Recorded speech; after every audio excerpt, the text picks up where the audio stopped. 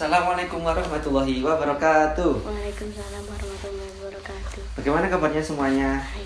Alhamdulillah. Apakah dari kalian ada yang tidak masuk hari ini? Alhamdulillah. Oke, sebelum kita mulai pelajaran hari ini, kita akan berdoa terlebih dahulu. Nah, siapa yang mau memimpin untuk berdoa hari ini? Berdoa Siapa mulai. enggak? Mas Zaka, coba dipimpin. Berdoa Ayo. mulai.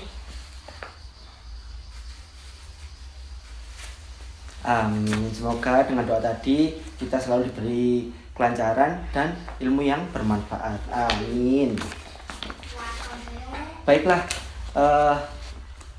apakah ada yang masih ingat kita minggu kemarin itu membahas tentang apa?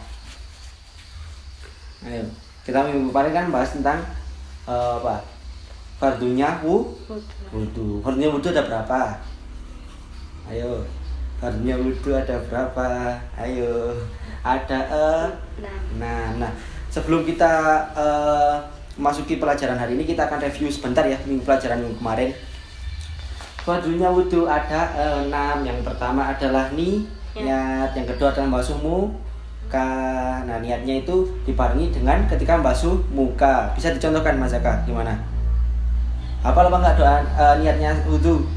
Coba, Bismillahirrahmanirrahim. Yang keras. Nawaitul wudu ali rafil hadasil aswari fardhon lillahi ta'ala. Subhanallah. Nah, setelah kita niat membasuh muka, kemudian air membasuh apa? Tangan. Membasuh? Ayo, membasuh apa? Kedua Tangan. sampai Sikut. siku. Membasuh dua tangan sampai siku. Kemudian setelah membasuh tangan sampai siku, kita akan membasuh, mengusap untuk bukan mengasuh ya. Jadi nanti biasanya itu ada apa ya namanya? Ada perbedaan antara mengusap dan membasuh. Kalau membasuh kan airnya itu mengalir. Kalau mengusap cuma gini aja, seret. Nah, setelah membasuh tangan, kedua tangan sampai siku, kita mengusap ke sebagian kepala nggih, sebagian kepala. Kemudian setelah itu fardunya basuh kaki sampai mata kaki.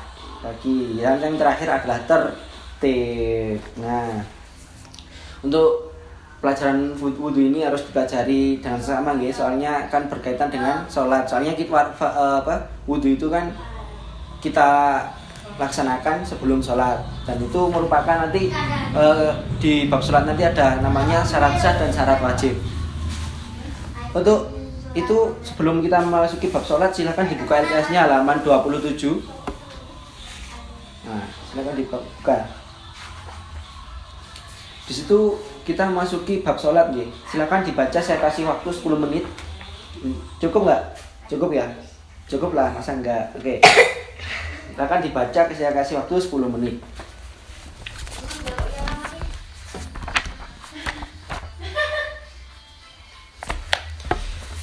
Nah, saya rasa sudah cukup. Coba saya ingin bertanya, Zaka, sholat sendiri artinya apa? Itu dijelaskan di halaman 27. Sholat tadi artinya apa? Sholat secara bahasa adalah doa. Nah, secara istilah adalah suatu pekerjaan yang diawali dengan takbiratul ihram dan diakhiri dengan salam. Sholat sendiri itu sebelum kita mengerjakan pasti ada namanya syarat-syarat sholat. Nah, syarat-syarat sendiri itu ada 2. Di situ dilihat ada syarat sah dan syarat wajib. Kita membahas syarat wajib dulu. Nah, syarat wajib itu apa sih? Ya, syarat yang diwajibkan. Seseorang diwajibkan sholat itu siapa saja. Di situ dijelaskan yang pertama adalah muslim adalah orang Islam ya. Yang kedua yaitu berakal. Yang ketiga balik. Ya, di situ sudah dijelaskan. Kemudian kita akan berlanjut ke syarat sah. Syarat sah sholat yang membuat sholat itu menjadi sah. Sholat itu menjadi sah. Jadi gimana ya? Kita mengerjakan sholat itu syarat sah itu di luar kita mengerjakan sholat. Sebelum kita mengerjakan sholat ya, seperti wudhu tadi kan itu menghilangkan hadas kecil, ya kan? Di sini dijelaskan syarat-syarat sah sholat itu ada berapa.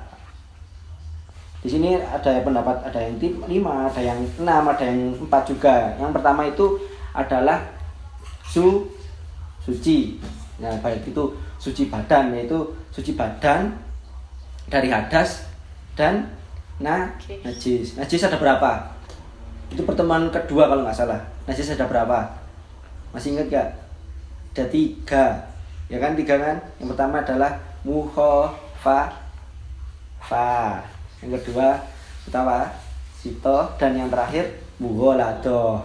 Nah, suci dari najis, yang kedua suci dari hadas. Hadas ada berapa?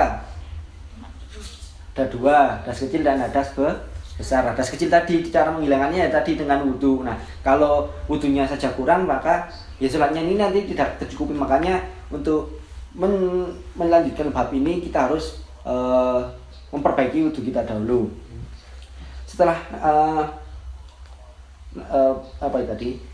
bersih suci dari hadas, suci dari najis, kemudian yaitu menutup aurat. Auratnya laki-laki mulai dari mana?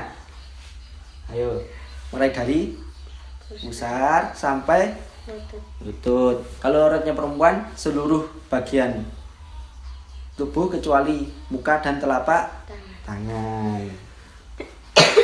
Kemudian yang keempat yaitu menghadap kiblat.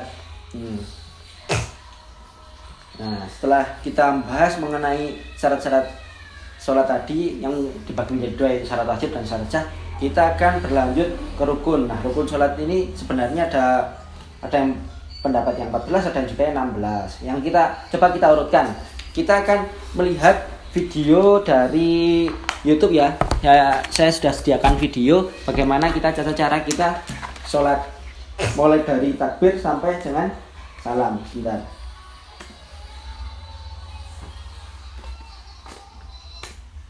Nah, coba dilihat ya, ini saya sudah sediakan videonya. Allahu akbar kabira walhamdulillah. Nah, yang pertama itu adalah takbir. Takbir ini bersama. Nah, ini pas ketika takbir nanti ini dibarengi dengan niat. Oke. Allahu akbar kabira walhamdulillah. Kelihatan kan? Nah, untuk baca doa iftitah ini adalah termasuk sunnah. Inni wajjahtu wajhiya lilladzi fataras samawati wal arda hanifan musliman wa ma ana minal musyrikin. Nah, coba saya ingin menunjuk salah satu dari teman kalian untuk mempraktekkan sholat di depan sini. Ayo coba, Zaka coba ke sini. Nah, coba di sini berdiri, beri contohnya teman-temannya, berikan contoh teman-temannya. Ayo, nggak apa, nggak usah malu-malu. Ayo, di sini ya, madam ke sana, biar teman-temannya kelihatan. Pertama takbir, gimana takbirnya? Allah, ini harus lurus ini ya. Lagi takbir Allahu Akbar. Itu ketika ini namanya apa? Baca doa iftitah. Hafal kan doa iftitah? Nah, langsung setelah baca doa iftitah itu membaca Al-Fatihah. Setelah itu baca surat-surat pendek. Setelah baca surat-surat pendek langsung ruku. Coba ayo ruku. Allahu Akbar. Nah, ini dilihat ya teman-teman, ini harus lurus rukuknya, ini sudah benar. Ayo panggil dari rukuk namanya Iqbal. Sami Allahu liman hamidah. Kemudian sujud. Allahu Akbar. Nah, terima kasih Mas Zaka. Silakan duduk kembali.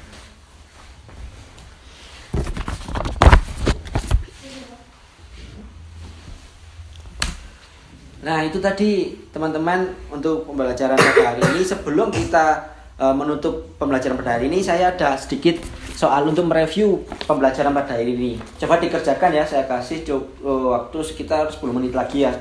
Ada sekitar 10 menit lagi, silakan dikerjakan sebisanya. Nah, ini mengenai pembelajaran pada hari ini tadi, mengenai sholat, kerjakan ya. Saya kasih waktu 10 menit, oke?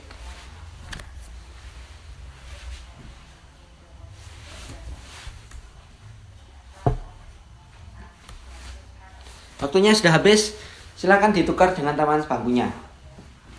Ditukar dengan teman sebangkunya. Gak boleh curang ya. Kita koreksi persatu. Yang pertama, sebutkan. Oh, yang nomor 1 ini beda soalnya ya. Nomor 1, apa yang dinamakan sholat secara bahasa? Ayo, coba Mas Zaka itu jawabannya apa? Doa kan? Ya. Yang nomor 1 jawabannya A, yaitu sholat adalah doa. Yang kedua, sholat secara istilah berarti, ini jawabannya C ya, yaitu suatu pekerjaan yang diawali dengan takbiratul ihram dan diakhiri dengan salam. Alhamdulillahirobbilalamin, pelajaran pada hari ini sudah selesai. Coba diingat-ingat lagi ya teman-teman. Untuk yang pertama, yaitu kita harus memperbaiki wudhu kita. Diingat-ingat bagaimana sunnah-sunnahnya wudhu. Yang pertama penting itu ya hal-hal yang membatalkan wudhu dan fardunya wudhu. Kemudian kita hari ini kita membahas sholat.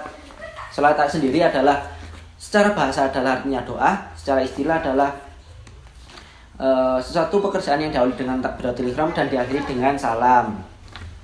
Kemudian syarat-syarat sholat itu ada 2, yaitu syarat sah dan syarat wajib. Kemudian di dalam sholat itu ada rukun-rukunnya sholat yang sudah saya jelaskan tadi, mulai dari niat sampai dengan salam. Kemudian hal-hal yang membatalkan sholat mungkin kita akan bahas minggu depan dengan dibarengi dengan praktek sholat ya. Jadi tugasnya dari teman-teman semua untuk minggu depan adalah mereview kembali, untuk mempelajari kembali tentang sholat ini dan wudhu. Soalnya minggu depan kita akan praktek mengenai pelafalan doa-doa sholat. Siap dan dihafalkan ya. Oke, siap. Dan jangan lupa kerjakan LKS-nya halaman 32. Ada 5 soal supaya kita benar-benar paham betul mengenai sholat ini. Soalnya sholat adalah tiang agama. As-sholatu imaduddin. Oke. Mungkin cukup sekian dari saya. Semoga apa yang saya sampaikan bermanfaat bagi kita semuanya. Sebelum itu sekali lagi saya mohon untuk dipelajari kembali. Siap? Oke, Mas Zaka silakan dipimpin untuk berdoa penutupan.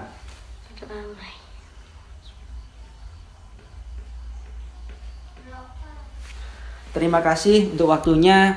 Semoga kita selalu diberikan kesehatan agar dapat bertemu kembali dalam pelajaran minggu depan. Akhiran, assalamualaikum warahmatullahi wabarakatuh. Waalaikumsalam warahmatullahi wabarakatuh.